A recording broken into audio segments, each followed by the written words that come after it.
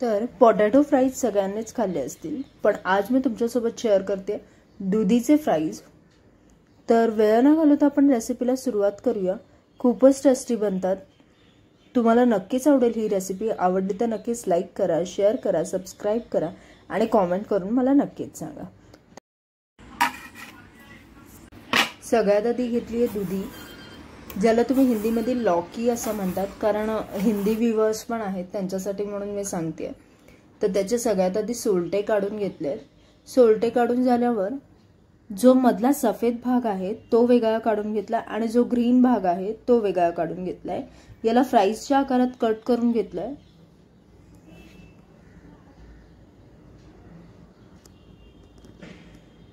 बघू शकता तुम्ही, असं कटिंग करून घ्यायचं।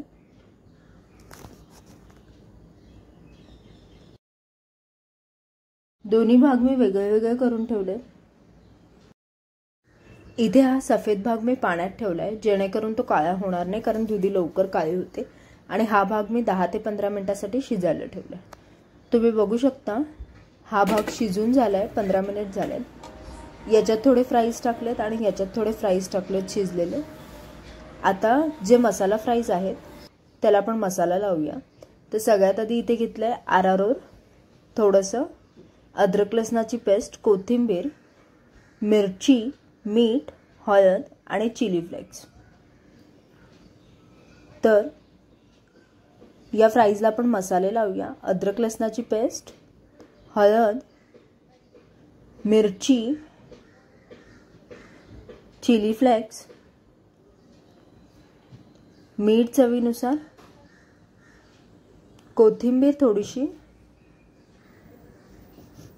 आणि अरारोट सगळं मिक्स करून घ्या। तर आधी आपण सिंपल सॉल्टेड फ्राईज तळून घेणार आहे। आता आपण तळूया मसालावाले फ्राईज।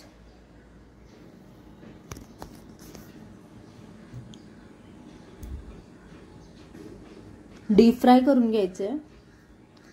तर इकडे तयार आहेत आपले दुधीचे मसाला फ्राईज आणि सिंपल सॉल्टेड फ्राईज।